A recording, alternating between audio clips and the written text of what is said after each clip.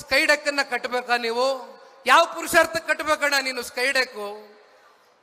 ಇವತ್ತು ಕಸದ ರಾಶಿ ಅಲ್ಲಿ ನಮ್ಮ ಮಂಡೂರು ಮತ್ತೆ ಬೆಳ್ಳಳ್ಳಿಯಲ್ಲಿ ಕಸದ ರಾಶಿಯ ಒಂದು ಸಮಸ್ಯೆ ಏನಿದೆ ಅದನ್ನ ಪ್ರತಿನಿತ್ಯ ನಿಮಗೆ ಗೊತ್ತಿದೆ. ಲಾರಿಗಳು ಬರ್ತಾರೆ ಮನೆ ಮುಂದೆ, ಆ ಕಸವನ್ನ ತೆಗೆದುಕೊಂಡು ಹೋಗ್ತಾರೆ. ಅದನ್ನ ವೈಜ್ಞಾನಿಕವಾಗಿ ಯಾವ ರೀತಿ ಅದನ್ನ ಸರಿಪಡಿಸ್ಬೇಕು ಅಂತಕ್ಕಂಥ ಆಲೋಚನೆ ಇಲ್ಲ. ಇಲ್ಲಿ ಸರ್ಕಾರ ಒಂದ್ ಕಡೆ ಆ ಲಾರಿ ಮಾಲೀಕರ ಜೊತೆನಲ್ಲಿ ಅಡ್ಜಸ್ಟ್ಮೆಂಟ್ ಮಾಡ್ಕೊಂಡವ್ರೆ. ವಾರಕ್ಕೆ ಒಂದೇ ಸಲ ಲಾರಿ ನಿಮ್ಮ ಮನೆ ಮುಂದೆ ಬರೋದು. ಇನ್ನೆಲ್ಲಿಂದ ಕಸ ವಿಲೇವಾರಿ ಮಾಡ್ತೀರಿ?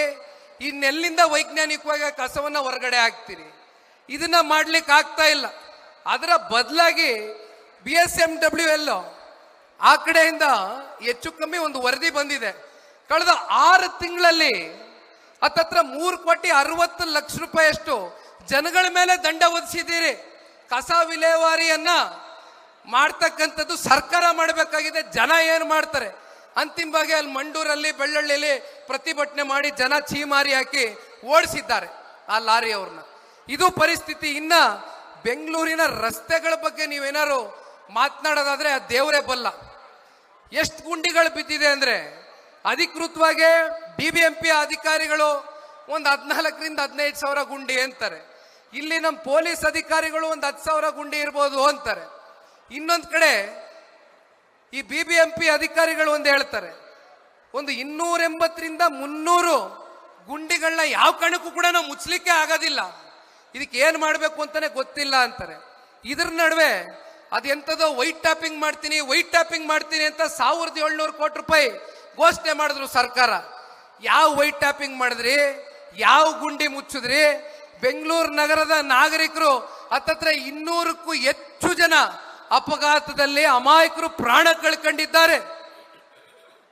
ಇದು ಬೆಂಗಳೂರು ನಗರದ ಪರಿಸ್ಥಿತಿ. ಇನ್ನೊಂದು ಅದೆಂಥದೋ B ಖಾತೆಯಿಂದ A ಖಾತೆ ರೆಗ್ಯುಲರೈಸೇಷನ್ ಮಾಡ್ತೀನಿ ಅಂತ ಹೇಳಿದ್ರಿ. ಕೊನೆಗೆ ರೆಗ್ಯುಲರೈಸೇಷನ್ ಮಾಡಕ್ಕೆ ನಿಮ್ಮ ನಿಯಮಾವಳಿಗಳನ್ನ ಯಾವ ರೀತಿ ನೀವು ಗೈಡ್ಲೈನ್ಸ್ಗಳನ್ನ ಫಿಕ್ಸ್ ಮಾಡಿಕೊಂಡ್ರು? 5% ಗೈಡೆನ್ಸ್ ವ್ಯಾಲ್ಯೂ. ನಿಮ್ಮ ಆಸ್ತಿ, ನಿಮ್ಮ ಸ್ವಂತ ಕಷ್ಟಾರ್ಜಿತ ಆಸ್ತಿ, ಪಿತ್ರಾರ್ಜಿತ ಆಸ್ತಿ, ನಿಮ್ಮ ಸ್ವಂತ ಆಸ್ತಿನ ಮಧ್ಯಮದ ವರ್ಗರು ಬಡವರು ನಿಮ್ಮ B ಖಾತೆಯನ್ನ A ಖಾತೆ ಮಾಡ್ಕೊಳ್ತಕ್ಕಂಥದ್ದಕ್ಕೆ 30 ವರ್ಷ 40 ವರ್ಷ 50 ವರ್ಷ ವಾಸ ಇರ್ತಕ್ಕಂಥವ್ರು 5% ಗೈಡೆನ್ಸ್ ವ್ಯಾಲ್ಯೂ ಫಿಕ್ಸ್ ಆಗದೆ. ಇನ್ನು ಅದೆಂಥದೋ ಈ ಖಾತೆ ಮಾಡ್ತೀನಿ ಅಂತ ಹೇಳಿದ್ರು. ಆ ಈ ಖಾತೆ ವಿಚಾರದಲ್ಲಿ ಮೊನ್ನೆ ಎಲ್ಲೋ ಒಂದು ವರದಿ ನಾನು ಓದ್ತಾ ಇದ್ದೆ. ಆ ಕಾವೇರಿ 2.0 ಯಾವ ರೀತಿ ನಡೀತಾ ಇದೆ ಅಕ್ರಮವಾಗಿ 1,300ಕ್ಕೂ ಹೆಚ್ಚು ಜನ ಆಸ್ತಿಗಳು ಇವತ್ತು ಬೇರೆ ಬೇರೆ ಕಡೆ ನೋಂದಣಿ ಆಗಿದೆ. ಈ ಖಾತೆ ವಿಚಾರದಲ್ಲಿ ಏನಪ್ಪಾ ಅಂದ್ರೆ ಪಾಪ ಅಧಿಕಾರಿಗಳ ಹತ್ರ ಜನ ಹೋದ್ರೆ ಎಲ್ಲೋ ಒಂದು ಹೆಸರಲ್ಲಿ ಯಾವುದೋ ಒಂದು ಸಣ್ಣ ಪದ ವ್ಯತ್ಯಾಸ ಆಗ್ಬಿಟ್ಟಿದ್ರು. ಅಲ್ಲೋಗಿ ಪಾಪ ಅಧಿಕಾರಿಗಳ ಮುಂದೆ ಕೈ ಕಟ್ಕೊಂಡು ನಿಂತ್ಕೋಬೇಕು. ಅಧಿಕಾರಿಗಳೇನು ಬಿಟ್ಟಿಯಾಗಿ ಮಾಡ್ತಾರ? ಪಾಪ ಇಲ್ಲಿ ಕಾಂಗ್ರೆಸ್ನಲ್ಲಿ ಇರ್ತಕ್ಕಂಥವ್ರು ಒಂದು ರೇಟ್ ಫಿಕ್ಸ್ ಮಾಡ್ಬಿಟ್ಟು ಟ್ರಾನ್ಸ್ಫರ್ ದಂಧೆಗೆ ಇಳಿದು ಪಾಪ ದುಡ್ಡು ವಸೂಲಿ ಮಾಡಿರ್ತಾರಲ್ಲ ಅವ್ರ ಹತ್ರ, ಅದನ್ನ ವಾಪಸ್ ರಿಕವರಿ ಮಾಡ್ಬೇಕಲ್ಲ ಅಧಿಕಾರಿಗಳು.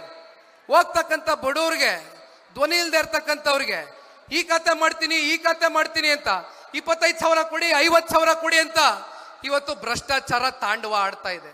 ಅಂತಿಮವಾಗಿ ಅಂತವರ ಪರಿಸ್ಥಿತಿ ಎಲ್ಲಿಗೆ ಹೋಗಿ ನಿಂತಿದೆ ಸ್ವಾಮಿ? ಅವ್ರು ಏನೋ ಪಾಪ ಕಷ್ಟ ಅಂತ ಅವರ ಒಂದು ಪ್ರಾಪರ್ಟಿನ ಮುಂದಿಟ್ಕೊಂಡು ಒಂದು ಸಾಲ ತಗೊಳ್ಳೋದು ಅಥವಾ ನಾಳೆ ನನ್ನ ಆಸ್ತಿನ ಮಾರಬೇಕು ಅಂದ್ರೂ ಕೂಡ ಇವತ್ತು ಮಾರದೇ ಇರ್ತಕ್ಕಂಥ ಒಂದು ಪರಿಸ್ಥಿತಿಗೆ ಇವತ್ತು ಬೆಂಗಳೂರು ನಗರದ ಜನತೆನ ದೂಡಿದ್ದೀರಿ.